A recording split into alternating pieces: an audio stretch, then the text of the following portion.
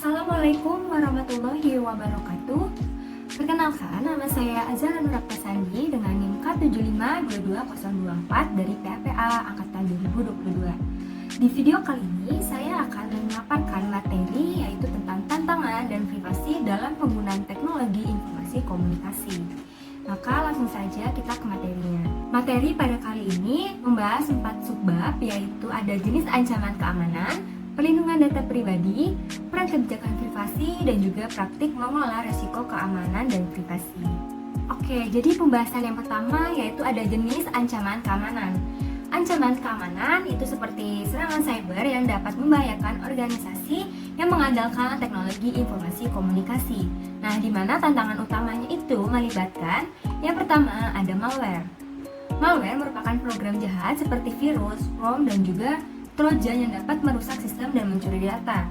Malware sendiri mempunyai pengertian yaitu perangkat lunak berbahaya yang dirancang untuk merusak atau mengambil alih sistem komputer atau jaringan tanpa izin penggunanya. Kemudian yang kedua itu ada phishing. Phishing adalah serangan mencoba untuk memperoleh informasi sensitif dengan menyamar sebagai entitas terpercaya melalui komunikasi elektronik. Umumnya serangan phishing ini melibatkan penggunaan email, pesan teks, atau komunikasi online lainnya yang menyamar sebagai komunikasi resmi. Lalu yang ketiga itu ada denial of service atau yang biasa disingkat DOS. Nah, DOS ini merupakan serangan yang bertujuan membuat layanan tidak tersedia dengan menghambat akses atau sistem ataupun jaringan. Nah, DOS ini memiliki pengertian yaitu serangan keamanan cyber yang bertujuan membuat layanan atau sumber daya komputer menjadi tidak tersedia untuk penggunaan yang sah. Lalu yang keempat ada insider threats. Nah, insider threats ini adalah ancaman dari dalam organisasi seperti karyawan yang sengaja atau tidak sengaja membocorkan informasi rahasia. Kemudian ada dua jenis utama insider threats. Yang pertama itu ada insider threats yang disengaja atau disebut malicious insider threats. Nah, ini tuh melibatkan individu yang sengaja melakukan tindakan merugikan seperti pencurian data dan menyebabkan kerusakan sistem atau memberikan informasi rahasia kepada pihak luar. Lalu yang tipe keduanya ada insider threats yang tidak disengaja, yaitu biasa disebut non-malicious insider threats. Nah, ini tuh melibatkan individu yang tanpa ada niatan jahat dapat menyebabkan kebocoran data atau kerugian keamanan, misalnya dalam melakukan kesalahan dalam mengelola informasi atau tidak mematuhi kebijakan keamanan.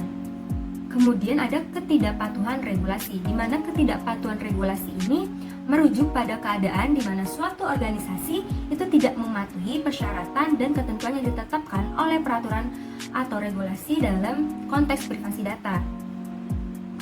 Kemudian ada kelemahan sistem. Nah, kelemahan sistem ini merupakan kegagalan dalam mengelola dan memperbarui perangkat lunak dan sistem dapat meninggalkan celah keamanan.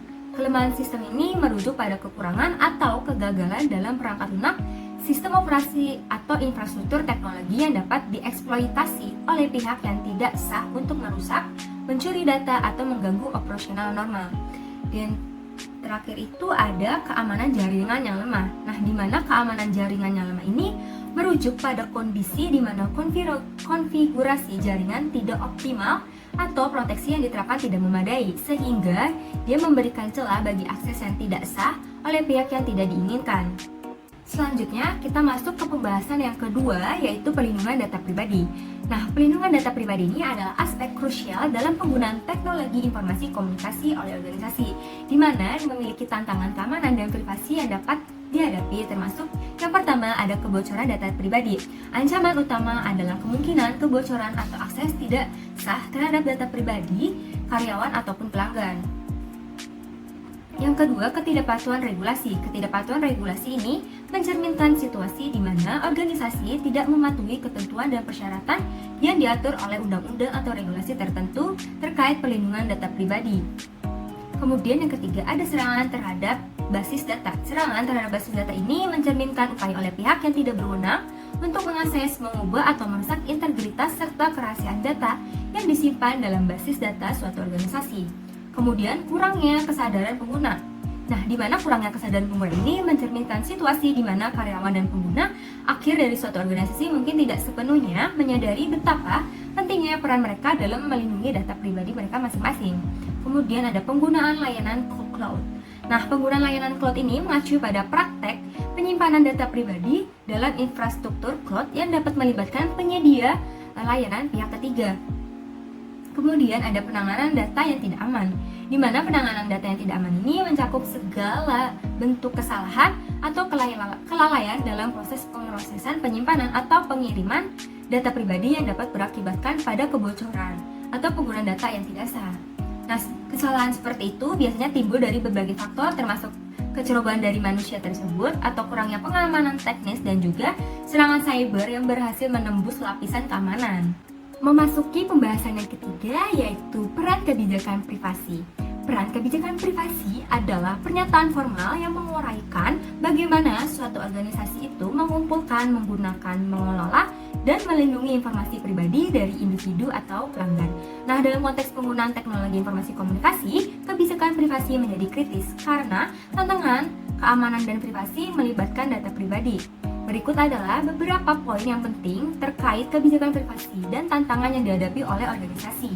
Yang pertama, ada pengumpulan data dan penggunaan data. Organisasi harus mempertimbangkan sejauh mana data pribadi dikumpulkan dan digunakan.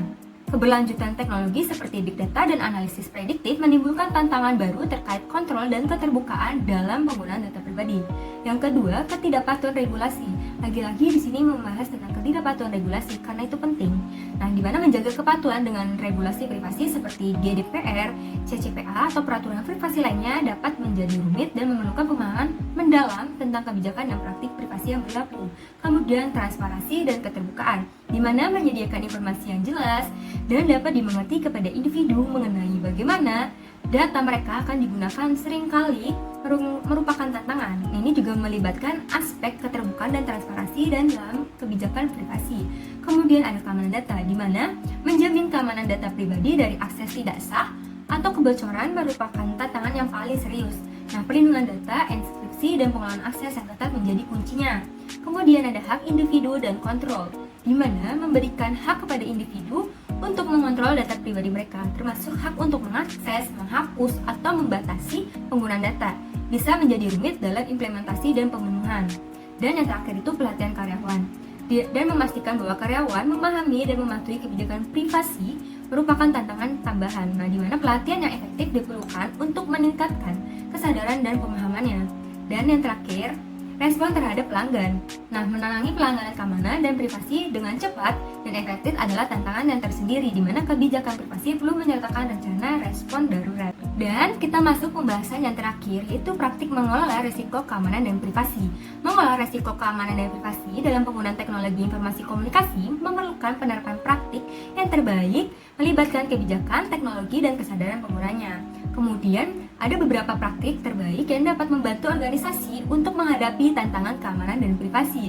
Yang pertama itu ada penilaian resiko teratur, di mana melakukan penilaian resiko secara teratur untuk mengidentifikasi potensi ancaman dan kerentanannya. Kemudian ada kebijakan keamanan dan privasi yang jelas. Menetapkan kebijakan keamanan dan privasi yang jelas dapat dipahami oleh semua anggota organisasi.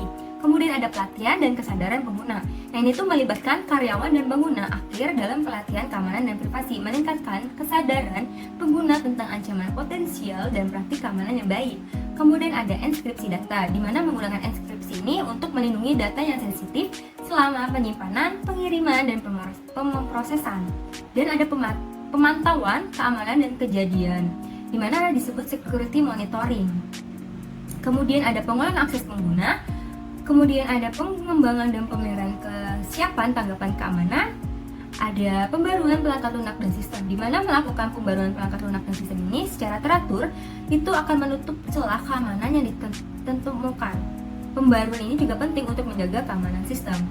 Dan ada audit keamanan teratur, melakukan audit keamanan secara teratur untuk mengevaluasi efektivitas langkah-langkah keamanan yang diimplementasikan dan mengidentifikasi area yang memerlukan perbaikan.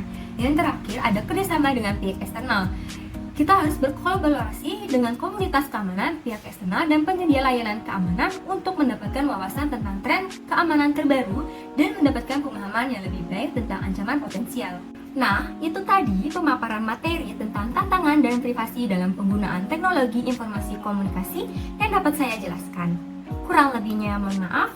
Wassalamualaikum warahmatullahi wabarakatuh. See you next video.